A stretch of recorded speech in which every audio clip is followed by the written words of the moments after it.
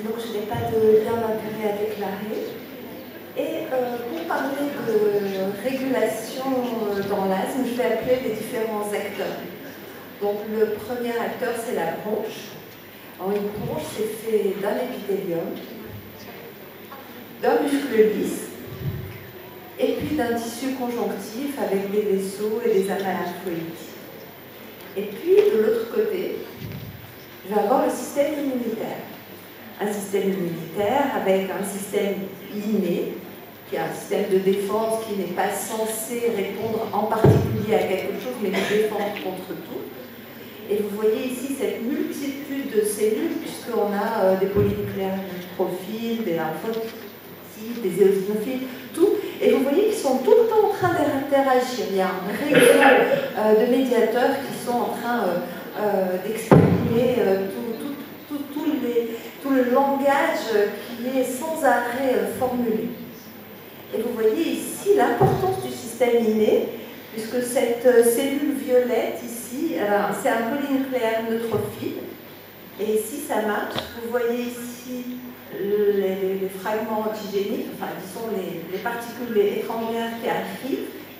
Et puis vous voyez que tout autour, il y a ces cellules dendritiques avec leurs tentacules, les mastocytes, les lymphocytes, toutes ces cellules qui sont autour et qui vont faire que le polynucléaire, une fois qu'il a capté ces particules, il va transmettre le message aux cellules dendritiques et qu'on va avoir une cascade qui peut être aussi bien innée que spécifique. Donc là, voilà. Et qu'est-ce que ça va donner quand on est asthmatique? Eh bien, ça va donner une bronche qui est anormale. C'est une bronche qui a été remodelée. Donc là, vous allez avoir deux types. Ici, l'asthme modéré et là, un asthme sévère. Et vous voyez que les anomalies sont au niveau des différentes structures. On va regarder de plus près l'asthme sévère puisque c'est bien marqué. Donc vous voyez que l'épithélium est complètement irrégulier, détaché, qu'il a tendance à se détacher de la membrane basale. Qu'en dessous, vous avez une membrane basale ici qui est extrêmement épaisse. Une membrane basale, d'habitude, ça ne se voit pas. La muqueuse inflammatoire, mais surtout, vous voyez cette énorme hyperplasie musculaire. Donc le muscle, il est vraiment athlétique et on dirait qu'il soulève des poids tous les jours. Et ce qui est frappant, c'est la très petite distance qu'il y a entre l'épithélium et le muscle lisse. Donc, si vous comparez par rapport à ce qu'on voit dans l'asthme modéré. Donc il y a vraiment cette poussée du muscle vers l'épithélium. Donc tout ça, ça fait une bronche qui est vraiment pathologique. Donc essayons de revoir en détail l'épithélium. Quand on était à la fac, on nous avait appris que l'épithélium, c'était un épithélium pseudo-stratifié, cilié. Alors, en fait, il y a plus que ça. Il y a bien sûr les cellules ciliées que vous reconnaissez en rose, les cellules caliciformes qui produisent du mucus, les cellules basales, ces petites cellules bleues qui sont au milieu, et puis on a trouvé aussi les cellules neuroendocrines, donc qui sont dessinées en violet, et puis on a les ionophytes, et puis on a les tuft cells, donc ce sont les cellules vertes avec les petits poils en haut, et puis on a les cellules cubiques. Alors pourquoi c'est intéressant? C'est intéressant parce qu'elles interagissent toutes en produisant différents médiateurs. Donc on va avoir les cellules basales qui ont un double intérêt. D'abord, quand on a une destruction de l'épithélium, ce sont elles qui vont le régénérer, mais en plus, ce sont elles qui vont fabriquer les alarmines. Alors donc, l'IL-33, la TSLP, et puis aussi des cytokines auxquelles on ne s'y attendait pas, et qui sont l'IL-4, l'IL-13. Les cellules neuroendocrines, elles sont intéressantes parce que d'une part, elles travaillent comme neurorécepteurs, mais en même temps, elles vont activer les cellules lymphoïdes innées de type 2. Et puis, on va avoir les tuft cells, donc les petites cellules vertes poilues, qui elles sont des réservoirs d'interleukine 25. Donc on voit que cet épithélium qu'on considérait comme assez simple, finalement, qui agissait juste comme une barrière, eh bien c'est quelque chose d'extrêmement sophistiqué et qui va avoir un rôle majeur dans les réactions immunitaires. Alors, ce qu'on demande d'abord à un épithélium, c'est de servir de barrière, donc d'empêcher la pénétration de toutes les particules agressives. Mais en réalité, c'est quelque chose de vivant. Il va y avoir des choses qui vont entrer, des choses qui vont sortir pour défendre. Et ce qui gère ça, ce sont les liaisons intercellulaires, comme les tight junctions par exemple. Et on va avoir aussi des desmosomes, ce qui attache à la membrane basale. Eh bien, quand on a une agression, on va avoir une destruction de ces cellules, de ces liaisons cellulaires, et donc on va avoir une perte de l'intégrité et une augmentation de la perméabilité. Et qu'est-ce qu'on va trouver parmi les acteurs de cette perte de l'intégrité épithéliale? Eh bien, on va trouver les allergènes.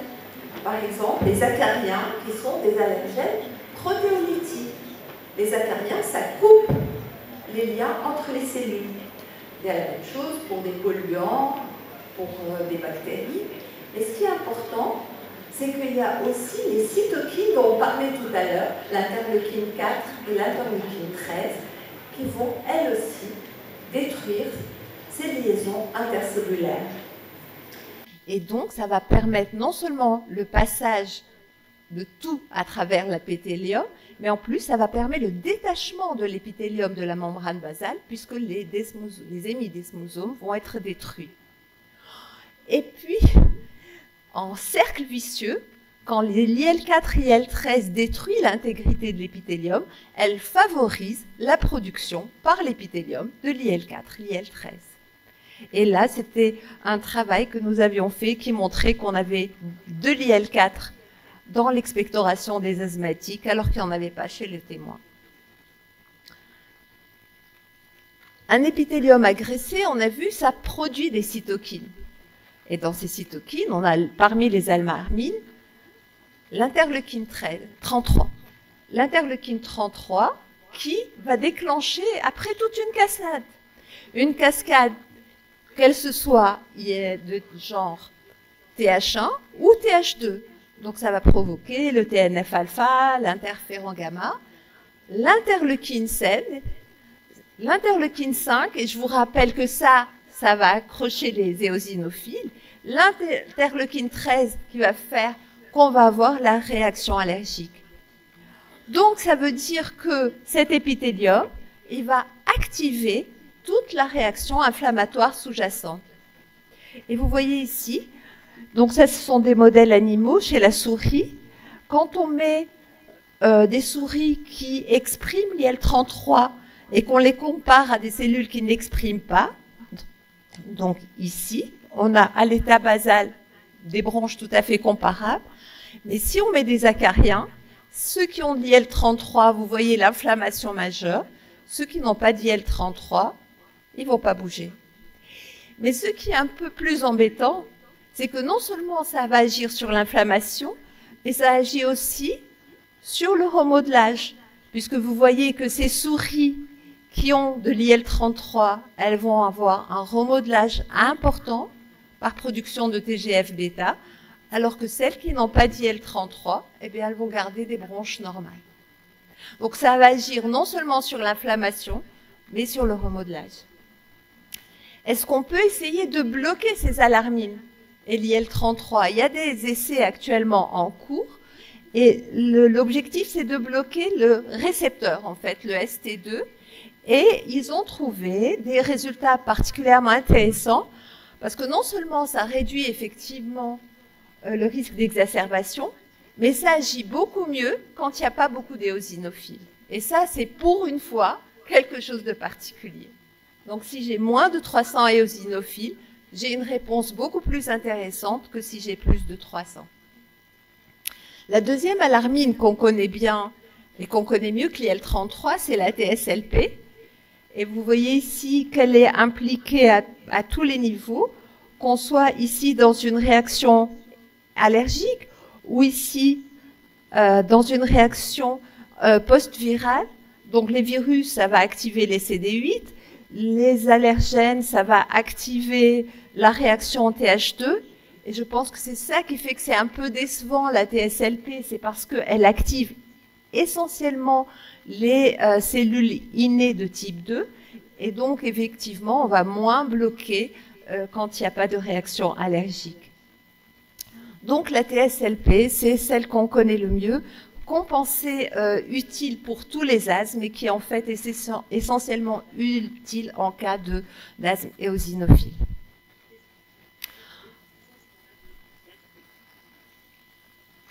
Donc, on était dans l'inflammation, on a vu le rôle de l'épithélium. Maintenant, on va voir le rôle des cellules musculaires lisses. Qu'est-ce qui se passe sur les cellules musculaires lisses? Eh bien, elles non plus, elles ne sont pas du tout inertes. On va avoir ici, je vous rappelle, par rapport au contrôle, une hyperplasie musculaire importante et surtout des muscles qui vont se rapprocher de l'épithélium. Les cellules musculaires vont aller vers l'épithélium et c'est pas du tout juste une vue de l'esprit, puisque si vous mettez ici des cellules musculaires lisses dans une boîte de pétri et que vous mettez à un site des cellules épithéliales, eh bien vous voyez que toutes les cellules musculaires lisses, elles vont migrer vers les cellules épithéliales quand il s'agit de cellules épithéliales d'asthmatiques. Donc les cellules épithéliales vont appeler les cellules musculaires lisses qui vont venir proliférer en dessous et donc il va y avoir cette interaction majeure sur le remodelage. Ce qui est intéressant, c'est que la vitamine D3, dont on ne sait toujours pas exactement si elle est intéressante ou pas dans l'asthme, elle diminuerait l'inflammation viro-induite, elle permettrait de prévenir les remaniements du muscle lisse. Donc pas sur l'inflammation tellement de façon massive, pas sur l'épithélium, mais sur le muscle lisse. Quelle est la cellule inflammatoire la plus agressive qu'on connaisse? Pour le moment, ce sont les éosinophiles. Donc les éosinophiles qui sont attirés par les interleukines 5. Donc on a ici les cellules TH2, les cellules ILC2, donc l'inné et l'adaptatif, qui vont produire de l'interleukine 5, qui va activer les éosinophiles, mais aussi les attirer, les faire retenir. Vous voyez qu'ils vont venir au niveau des vaisseaux et passer progressivement dans les tissus. Et ce qu'ils vont produire, toutes ces enzymes, toutes ces éotaxines, la protéine majeure, vont être des enzymes qui sont extrêmement agressives. Donc ça va détruire les cellules qui sont autour et surtout ça va induire des remaniements. Et c'est pas par hasard qu'on va retrouver, quand on regarde les coupes bronchiques, donc vous voyez ici de nouveau notre épithélium qui est abîmé, ici. On voit nos cellules musculaires lisses ici. Et les éosinophiles, qui sont ces cellules rouges, eh bien vous voyez qu'elles sont au sein de l'épithélium au niveau de la destruction. On le voit ici aussi. Et elles sont à proximité des cellules musculaires lisses. Donc on peut imaginer là que ce qui se passe, c'est que quand on va avoir des éosinophiles, ça va intervenir dans le dialogue entre l'épithélium et le muscle lisse et ça va produire un remodelage important. Et c'est ce qu'on voit sur ce graphique à côté, où vous voyez que quand vous mettez des cellules musculaires lisses en culture avec des éosinophiles, quand c'est des éosinophiles d'asthmatiques, on a spontanément beaucoup de production de TGF-bêta. Et vous savez que le TGF, c'est ça qui fait qu'on a beaucoup de collagène, par exemple. Eh bien, quand on met des acariens, et vous voyez ici que quand ce sont des cellules musculaires lisses d'asthmatiques avec des éosinophiles d'asthmatiques, eh bien, on va avoir énormément de TGF-bêta. Retournons maintenant aux basiques, qui sont comment est-ce qu'on phénotype un asthmatique. Alors pour le moment, nous, on a l'habitude de phénotypage sur le type d'inflammation, mais quand les asthmatiques sévères ont été étudiés dans la grande cohorte U-Biopred, sur l'expression des gènes dans l'expectoration induite, en fait, on a retrouvé 3 groupes. Le TAC1, le TAC2 et le TAC3. Le TAC1, ce sont des patients qui expriment les gènes de l'IL-33 et de la TSLP, donc des alarmines, de l'éotaxine et des cellules innées de type 2. Les TAC2, ça va produire de l'inflammasome, donc c'est lié au polynucléaire, des interférons, du TNF, et ce sont des patients qui vont avoir beaucoup d'eczéma. Et le TAC3, ça va être associé au stress oxydatif, au vieillissement et à l'IL-17. Et à quoi ça correspond? Eh bien, vous voyez que ça correspond, le TAC1, essentiellement aux asthmes dits éosinophiles, puisque c'est ce qui est ici. Les polynucléaires neutrophiles vont être retrouvés essentiellement dans les TAC2. Et puis, on va avoir les mixtes et les possigranulocytaires qui vont être en TAC3. Donc, ça va modifier un petit peu la façon dont on doit réfléchir, puisqu'on n'a pas exactement la même chose dans le fonctionnement génétique et dans ce qu'on observe en macroscopie, puisque ce sont les cellules. Alors, revenons aux différentes cytokines. Et là, on parle plutôt de TAC1, donc puisqu'on va avoir, par le biais de la TSLP, une activation des ILC2 et on va avoir de l'IL4 et de l'IL13. Et vous voyez que cette IL4 et IL13, ça va augmenter les IgE, ça va augmenter l'hyperplasie musculaire, ça va augmenter les cellules caliciformes et la production de mucus, donc tout ça c'est l'asthme, et ça va recruter les éosinophiles. Et je vous rappelle aussi quand même que les éosinophiles, ça nous défend contre les parasites. Donc quand on les bloque, c'est peut-être pas toujours une très bonne chose. Eh bien, quand on met dans l'anti-L4, très connu et très réputé positif dans l'asthme, qui est le dupilumab, eh bien, ce qu'on observe, c'est souvent une hyperéosinophilie qui peut être importante. Et on ne sait pas si à long terme, cette hyperéosinophilie ne va pas poser problème. Alors, quoi est-ce qu'elle est due? On incrimine d'une part la séquestration des éosinophiles dans le sang, mais aussi la persistance de la production d'IL5. Parce que si je bloque l'IL4, je ne bloque pas l'IL5. Donc, est-ce qu'il faut envisager chez certains patients un traitement double anti-IL5 et anti-IL4? C'est une question qui est peut-être importante. Les ILC2, ils ont aussi un rôle important dans la corticorésistance. Ce sont des médicaments qui, en tout cas dans le lavage, ne répondent pas à la dexaméthasone. Donc ici, dans le sang, ils diminuent un peu, mais par contre, dans le lavage, même après dexaméthasone, on en a toujours autant. Et ce qui fait que les ILC2 dans le lavage résistent, c'est la présence de TSLP. Donc ça veut dire que si je mets des corticoïdes, je vais agir sur les TH2, mais je ne vais pas agir sur l'ILC2. Et ce qui est encore plus gênant, c'est que quand je mets des corticoïdes, je vais inhiber l'IL5, je vais inhiber les récepteurs des prostaglandines, que vous allez revoir tout à l'heure, mais ça va en même temps favoriser la présence d'ILC2 et de production d'IL7, et donc ça va entraîner à long terme une résistance aux corticoïdes. Polynucléaires neutrophiles. Les cellules qui nous posent problème, puisque pour le moment, on n'a pas de traitement pour l'asthme à polynucléaire. Eh bien, vous voyez que ces polynucléaires qui sont essentiellement dans les TAC2, on va pouvoir les typer génétiquement. Et il y a une étude qui est particulièrement intéressante qui s'est dit, on va chercher les gènes qui sont exprimés dans la dermatite atopique. La dermatite atopique, ça répond bien à l'anti-IL-22. Et la réponse est liée à l'expression de certains gènes. Donc on peut prédire chez un patient s'il va répondre ou pas.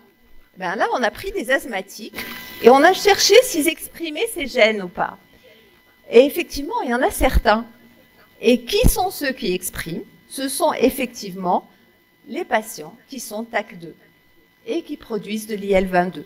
Donc c'est une bonne chose parce qu'on peut se dire que non seulement on va pouvoir tester l'anti-IL-22 dans l'asthme, mais qu'on peut d'emblée prédire ceux qui répondront et ceux qui ne répondront pas. Et là, c'était par rapport à l'IL-8 aussi. Dernière cellule dont on n'a pas parlé, parce qu'on les oublie tout le temps. Il nous manque les freins dans l'asthme. Parce que les T-régulateurs, ce sont eux qui sont censés arrêter la réaction immunitaire. Pourquoi est-ce qu'ils n'arrêtent pas? Pourquoi est-ce qu'on est tout le temps stimulé quand on est asthmatique? Alors, je voudrais juste vous rappeler que les T-régulateurs, ça produit de l'interleukine 10, de l'interleukine 35, mais aussi du TGF-bêta, qui est responsable du remaniement et du remodelage. Donc, ils sont où les régulateurs dans l'asthme? Eh bien, ils sont beaucoup plus bas. Quel que soit le marqueur qu'on utilise, on voit qu'on a beaucoup moins de cellules régulatrices dans l'asthme que chez les sujets normaux. Et ce qui est aussi assez intéressant, c'est que vous voyez ici, quand on fait un challenge allergénique, les gens qui vont avoir une réponse simple, donc ils vont avoir juste une chute du VMS immédiate et puis qui vont en retrouver, ils vont garder un taux de T-reg dans le sang stable. Par contre, les patients qui vont faire une première chute du VMS et puis ensuite, quelques heures après, une deuxième chute, donc la réponse double, eh bien, eux, ils vont perdre leur T-régulateur.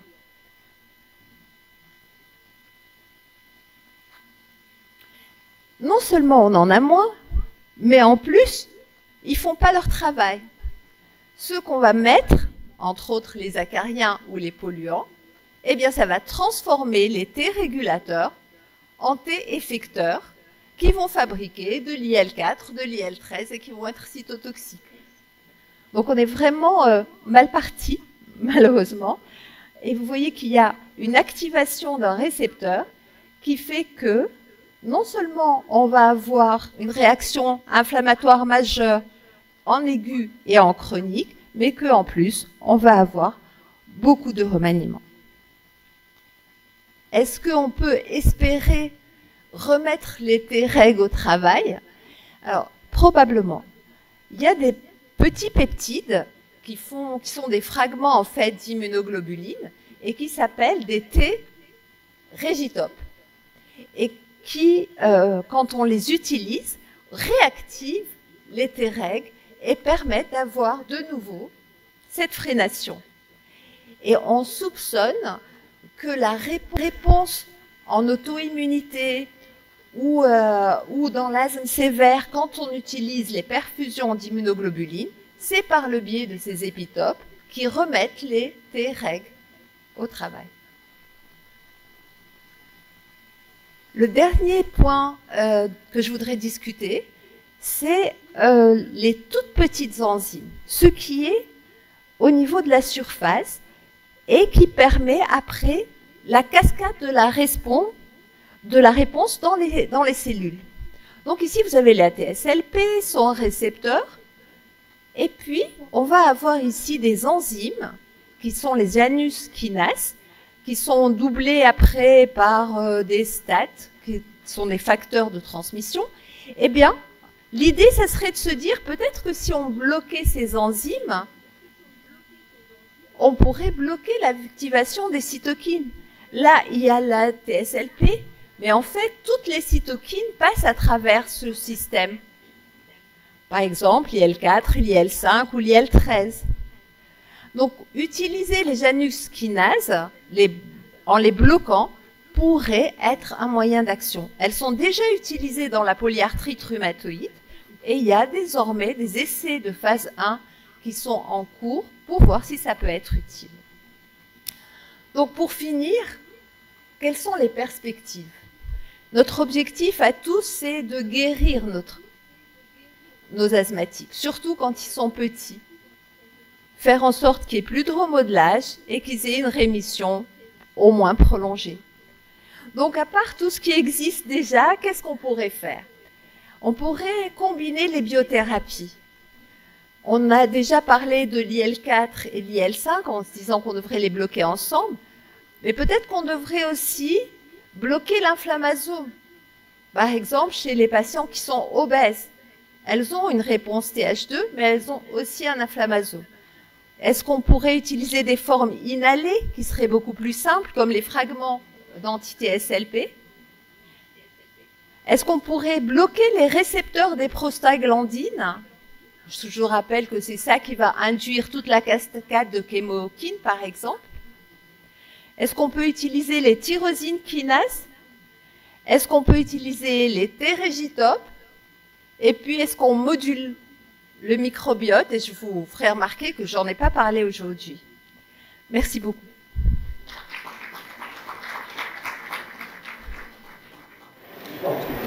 Pour revenir juste un peu sur les alarmies.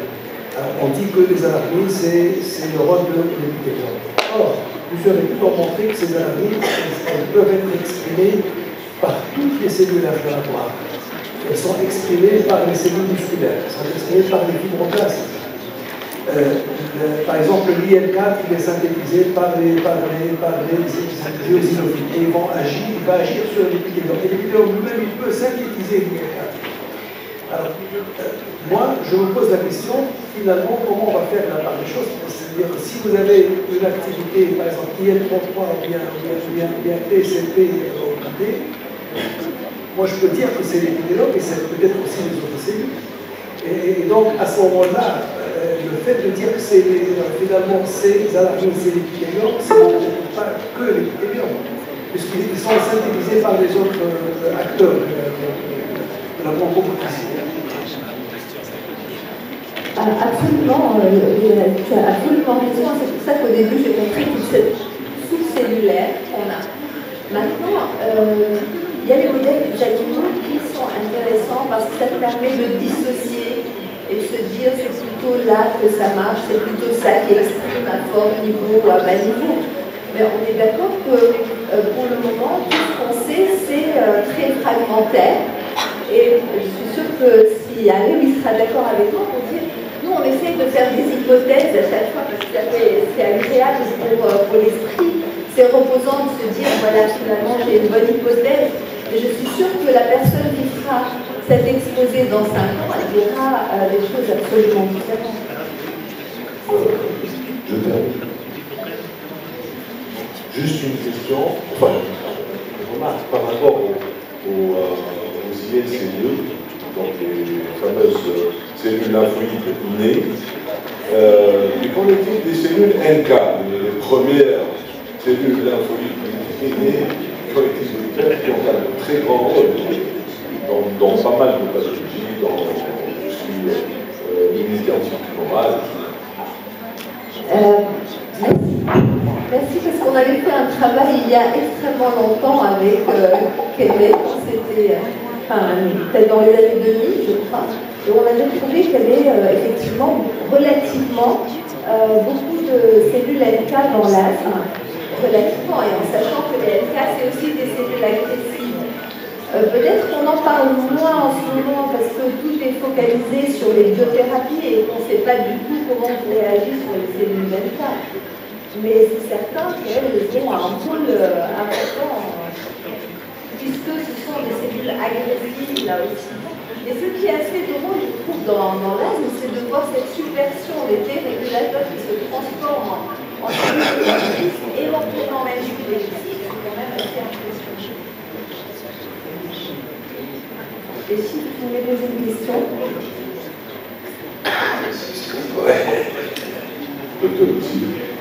En fait, tu as parlé des inhibiteurs de Janus kinase.